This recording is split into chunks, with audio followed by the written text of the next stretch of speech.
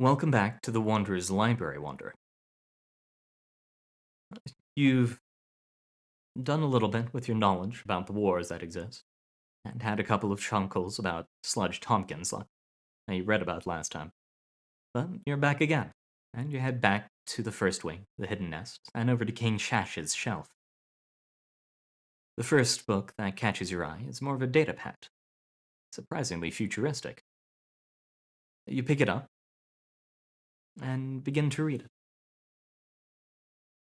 Tier 6 Paladin Confessor Protectorate Blackshot opened his eyes as soon as the single-entry drop pod hit the ground.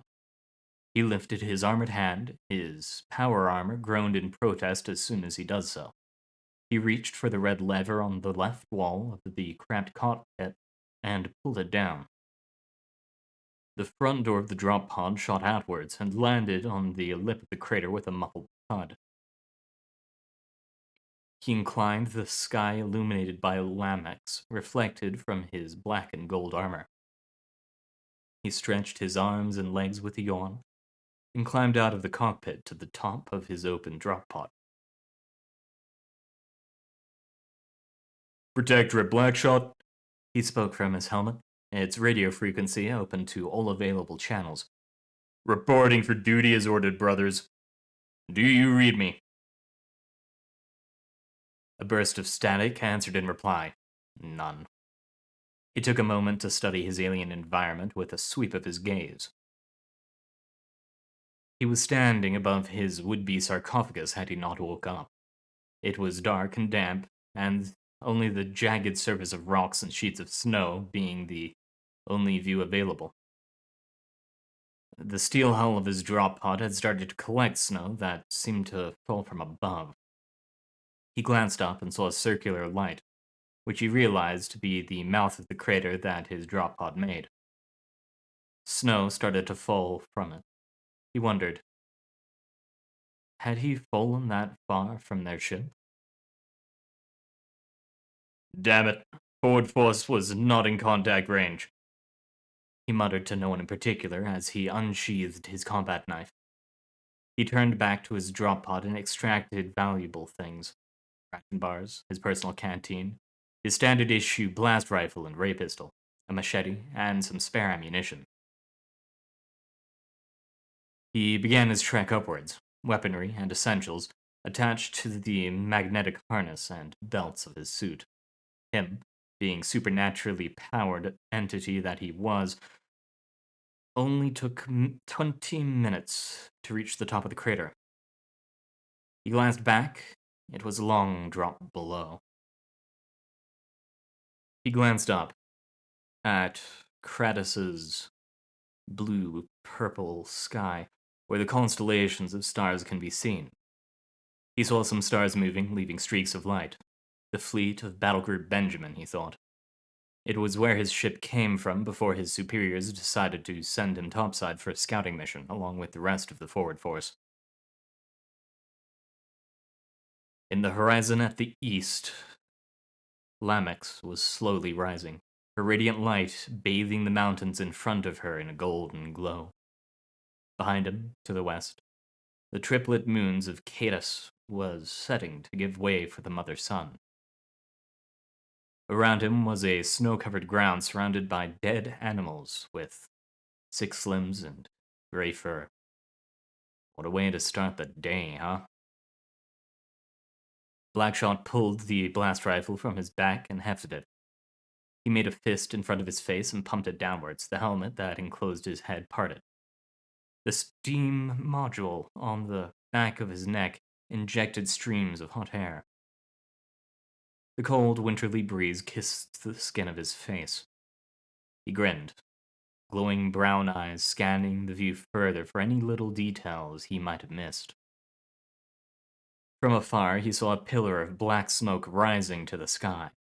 Civilization, he thought. He began to move towards the direction of the fire with his finger inside the trigger guard. His breed was not exactly suited for scout-type missions, but for the security of human scout soldiers or envoy officials, he and a handful of his brothers were deployed along with them. Battle computer. He spoke to the artificial intelligence residing in his suit. He hated it when someone tampered with his Praetorian battle gear suit, but for the purpose of this mission, he let the technicians install one for him, to aid him in his journey across the multiverse and its galaxies. Its database was filled with almost everything about alien races, fauna, cultures, delicacies, animals, etc. Kratos race. The inhabitants of Kratos, it began in a monotonous voice, was known to our database as the Whoremongers of the Misty Mountain. There were humanoid in appearance, possessing only a slight deviation to the human physiology. And that is? Their gray skin, purple eyes, and the reddish color of their hair. Ha. I hope I could find some redhead girl to wherever we're heading. Blackshot replied humorously as he descended the slope with careful steps. For a holy protectorate, you do show your human side, unlike your brothers. Some of them do, Blackshot replied, sweeping the area with the muzzle of his rifle as soon as he reached the base of the slope. I mean, after all, we're still humans. Our DNA were just mixed with angelic genetic code. He continued his advance towards the rising black smoke. Ahead, he scanned for threats, and his eyes caught sight of it. A multi-limbed, muscled creature with gray fur. There was no point in hiding from it now that it had also detected him. The creature charged at him on all fours with ferocious speed. Blackshot aimed for its hairy face and fired 4 times. Bolts of superheated plasma were dispensed from the hollowed muzzle of his rifle and cauterized its entire face. It fell in a heap face first in the snow. Geysers rose from its burning face as the snow cooled it off. I wouldn't do that if I were you, the battle computer said. Why? Englors travel in groups of 4. That's what they were called. Englors? Sounds like it came from a 90s sci-fi novel. Blackshot said as soon as he heard 3 more roars. Across, its companions appeared from below. The battle computer briefly explained that Englords took shelter underneath snow-covered grounds. For whatever reason, Blackshot didn't know, as the battle computer did not offer any explanation. He placed a knee on the ground, a genuflected position, and raised his battle rifle as the direction of the incoming threats. He aimed at the nearest one's face, that wore a feral snarl. He calmly opened fire. His aim jumped to the next one as soon as his target hit the ground. The last one fell in a heap just like the others. Threats cleared. Blackshot spoke to no one in particular as he continued. Minutes bled into hours as he tirelessly moved from one slope to another. Soon the scent of burning wood wafted in his nose, accompanied by the smell of cooked meat and warm cocoa. He climbed up the hill, ready to fire at any Englors or whoremongers that might show hostility, but to his dismay he saw large cottages after another, surrounded in palisades of wood along with hot pools and restaurant establishments. Whoremongers walked to and fro in their large coats, sheltering their gray bodies from the cold temperature. One of them flashed a smile at him. He waved back unwittingly. Sounds of cheers and children playing emanated from the settlements in front of him. Further ahead, he saw a large hill where a large number of whoremongers and even other alien races were seen skiing. This was a goddamn recreational world. Why the hell did they send him and the forward force here? And speaking of the forward force, he found a few of them on one of the cottages with beer bottles on their hands. Damn humans, Blackshot muttered. You're more than a little bit confused about what all that was about, but yeah, it wasn't that bad of a read. There's another book nearby that you grab and pick up with you.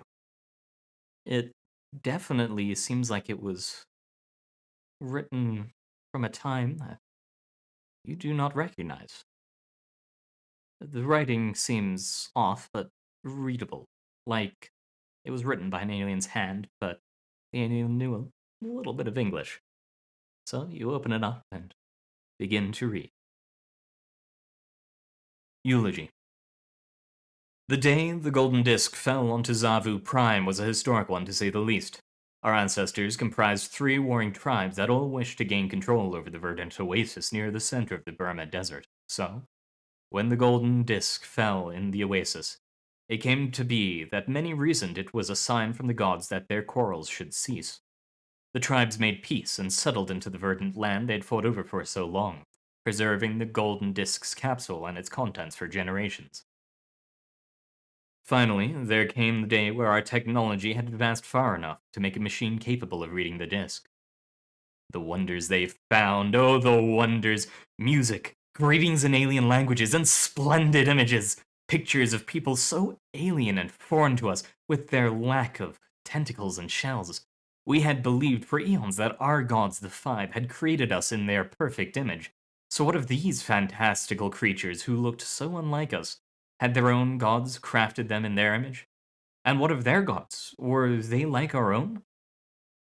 Questions upon questions arose around these things called humans. What were they like in person? Had they sent this to us on purpose? To make contact with their friends across the sea of stars? Did they want to meet us? For decades upon decades afterwards, these sorts of questions plagued the common people and scholars alike. In such a short span of time, we'd become enamored with this culture beyond the stars. The music became a staple in our society, within a few short cycles of the disk's contents being revealed to the public. Each daily broadcast was accompanied by the favorite song among the people, Johnny Be Good. Toys in the likeness of the humans were created to calm newborns, and it would be an understatement to say what little we knew of their culture had become interwoven with our own. The brightest minds began what was known as Project Mankind. We knew where the humans were, and we knew they wanted to meet us. All that was left to do was create a craft capable of reaching Earth.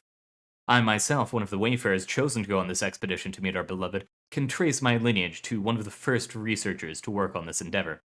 It took hundreds and hundreds of cycles for their glorious work to be finished, but finally, there came the day that we, chosen wayfarers, boarded the craft that would herald us to Earth, to our distant friends across the stars. Do you think we'll be able to meet Johnny Be Good, Carve? My matriarch wishes for him to sign her music disc. Satu said, all 5 of his tentacles wriggling in ill-hidden anticipation. I knew how much this mission meant to him, considering his ancestors were among the first to discover the disk in the oasis. His family had very high expectations from him. I'm certain of it. Perhaps he will even regale us with his music in person. I would very much like that, yes, he exclaimed as we began our final preparations for the launch. We both were excited, but no less nervous about being the first of our kind to leave the star. Once we were outside the solar system, we'd enter cryosleep, but the journey would still be no less long and arduous. The countdown finally hit 0 and our craft was sent hurtling into the sky, towards the great expanse. Within moments, we'd already left the planet behind, along with our friends and family. From there, it only took a short while before we'd pierced the edge of the system, and were free to enter cryosleep. Whilst I did not know what Santu was thinking as the clutches of sleep took us, I knew we both could feel the anticipation of our people riding with us. What felt like such a short slumber came to a sudden end as our cryo chambers were automatically unlocked. Santu and I stumbled from our pods, still a bit nauseous from our long journey in cryosleep. As we shook off the remnants of sleep that still clung to us, he'd be the first to the cockpit. He was quiet for a moment before he hesitantly asked, Carve, Earth was much more blue, correct? I slid into the cockpit to take a look myself at our destination. He was correct. The pictures our friends had sent us were indeed much more vibrant in color. The Earth that lay before us still had patches of blue across its surface, but otherwise resembled the deserts of Zavu Prime. There was also so much debris between us and the planet. Enough that I was forced to take the helm and steer clear of the larger portions. It's not impossible that the environment could change. I am sure the humans adapt well. They're smart, you know this, Santu. I assured him, raising a tentacle on his shell. Of course, we should land before we collide with something, he said, the uncertainty plain in his voice. I did as he suggested, and set us on our chosen path towards the northern hemisphere of the planet. As we neared the ground, it was becoming alarmingly apparent that this Earth was completely unlike that which we saw on the Golden Disk. There was no green to speak of anywhere near our landing spot. The ground below, broken and dry like the Burma Desert. There was no wildlife either. Not a single sign of those humans we had been so eager to meet. There was only the wind to greet us as we departed the ship, shielding our many eyes from the dusty torrent that blew through. Carve, look over here, Santu remarked, pointing a feeler towards a cluster of buildings just ahead. There were more ruins than buildings, years of decay and exposure to the elements having broken them down to simply walls and bits of roof. What are those? There has to be some sort of mistake. This isn't Earth. I could hardly believe this ruined planet could be the home of the glorious neighbors we had been so excited to meet. There had to have been a mistake, some error with the navigation module. This is Earth. The ship's navigation module wasn't wrong. By the gods, it wasn't wrong, Santu said, his voice full of the same sorrow that I could feel welling up inside me. We couldn't be sure that the rest of the Earth was like this, though.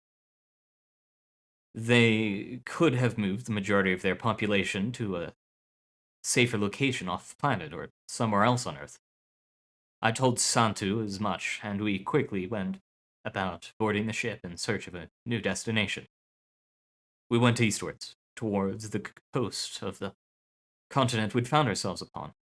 The entire time, I kept my eye on the visualizer and watched the lands we passed over. They were all the same, devoid of any life, besides a few desert flora. This can't be happening. Everyone back home. What are they going to think?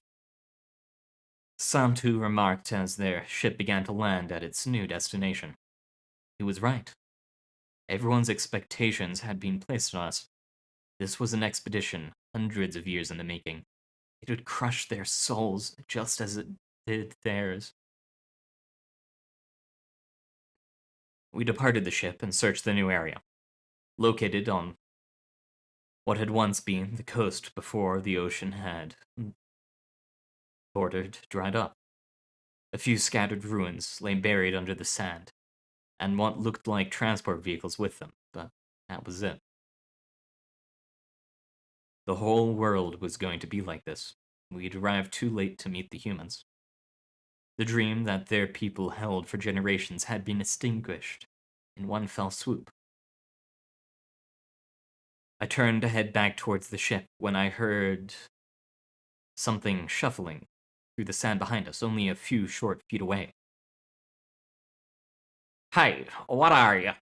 A voice called out to us from behind. We both spun around to see a figure crouched behind one of the half-buried cars. He had some sort of cylindrical metal canister pointed at us, presumably a weapon. What was important, though, was that this was a human. A genuine, authentic human. Curve, the translator!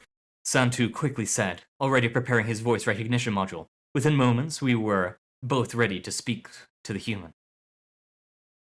Hello! We are friends from Zavu Prime.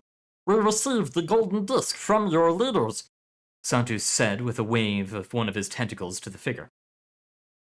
Zavu, what? Are you aliens or something? Here to eat us? The man asked as he stood and drew in closer. They wore clothes that obscured their visage, including a set of goggles. No, not to eat. We're friends. We came to say hello to the humans. I replied with an indication towards our lack of weapons. Humans, huh? Well, we got a little settlement nearby. It'll take some convincing, but I'll see about getting a meeting with our leader. Never met any aliens before, after all. The human replied, holstering their metal pipe weapon. Excellent. When might I meet Johnny be good? Santu asked. You certainly hope that's not going to be the end to your Earth. Maybe that's what that war was all about, but who knows. Hopefully that was just another dimension. The next book, however, looks a little more interesting. It looks like the outtakes of a journal. Something about how to take care of a vampire. So, you open it up and begin to read. If you sucked blood, I'd be your butt. As I stared at my colleague, Phineas K. Shrek, two things rapidly became clear. One was his pale, shallow face had taken on properties akin to that of the white rump of a unicorn, almost translucent in the midnight light.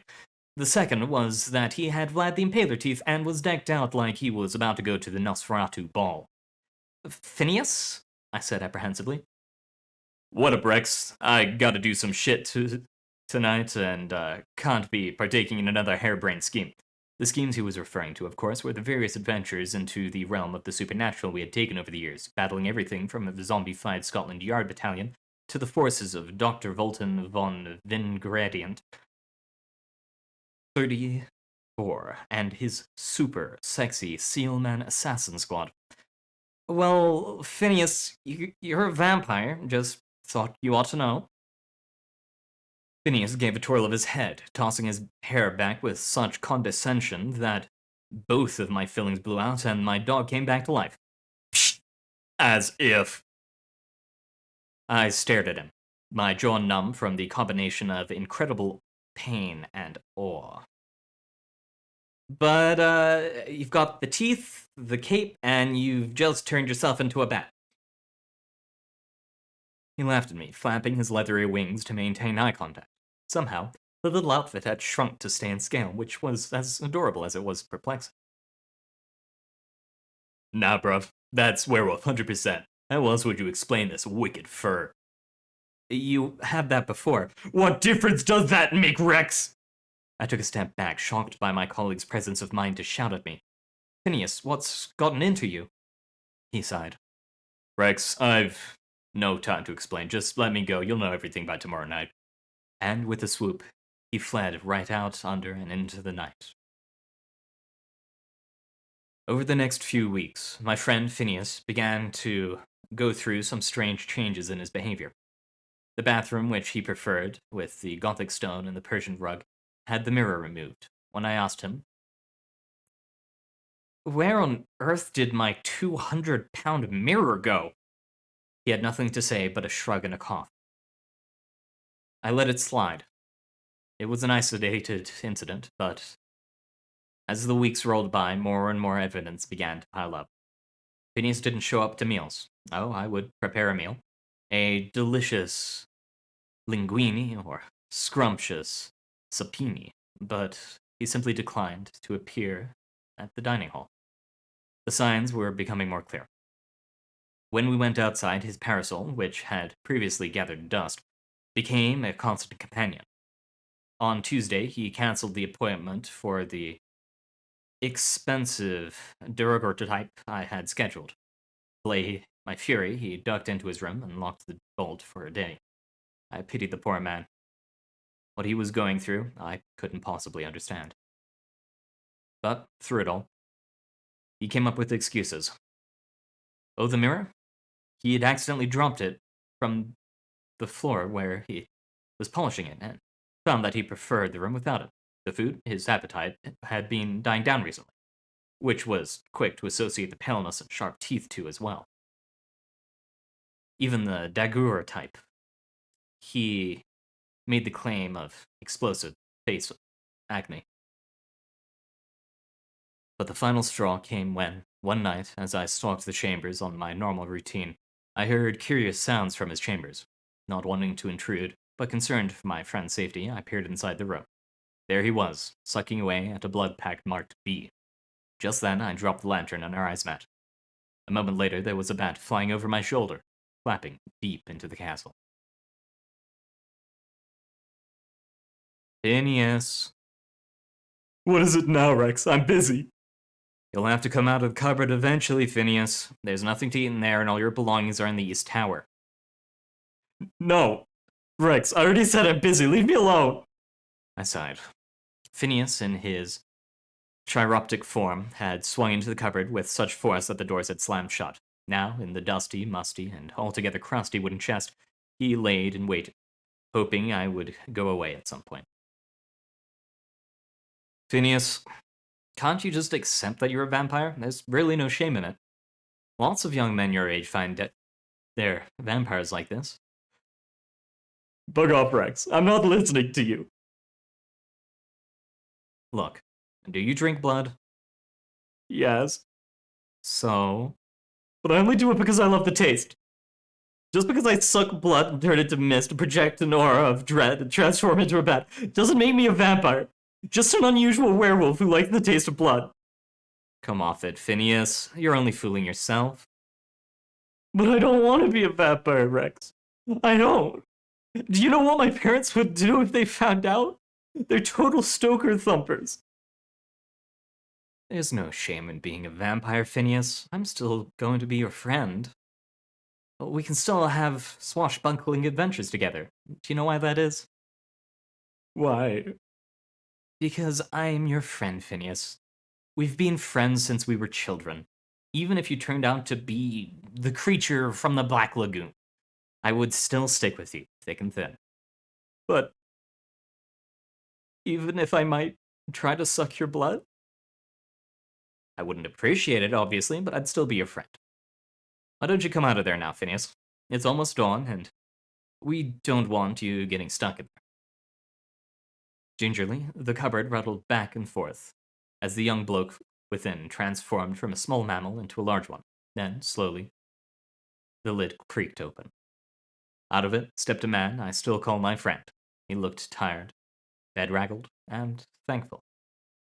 He looked up at me with careful eyes. Hey. I smiled. Hey, yourself. Look at this mess. Why don't you go take a shower and whatever it is you need? Well, I call a cab. He frowned. A cab? You're a vampire now. You'll need a coffin, right? That night, as Phineas lay in his new dirt-stuffed oak death box, he smiled to himself. Even if he was a vampire, and had to be a bloodsucker for the rest of his life. At least he still had a cool castle to live in, and a great friend. Those were even rarer than silverless vampire-safe jewelry. He closed his eyes and was asleep in an instant. Alright, and that's all you have to read today, Wanderer. To go over what all of it was, there was the Whoremongers of the Misty Mountain, written by Vulturepire.